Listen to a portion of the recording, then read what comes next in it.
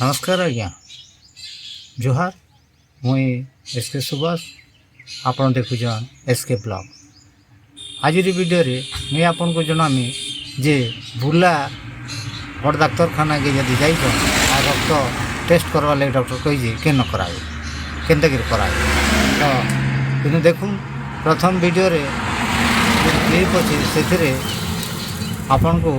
report collection counter है जेनटा कि अपराह्न 3टा बेल के सेन लाइन लगवाई पड़सी तार अच्छे आपंकर जेनटा कि पहला आपन जब रसीद धरिके जीवे सेनु आपन फीस दाखल जेनटा कि फीस तो दिया नहीं पड़े किंतु सेनु आपन को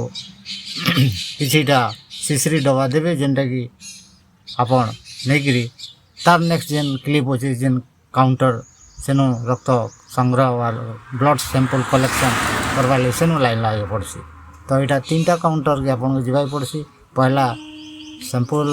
लगी से किछिटा डबा देवे जेनटा कि फीस दाखल केन्द्र में मिलसी सेटा पहला काउंटर माझी मैंने कड़ाई जान तारपरे आउ गोटे क्लिप अच्छे जेनटा कि सेनु आपन देखि पारुथिबे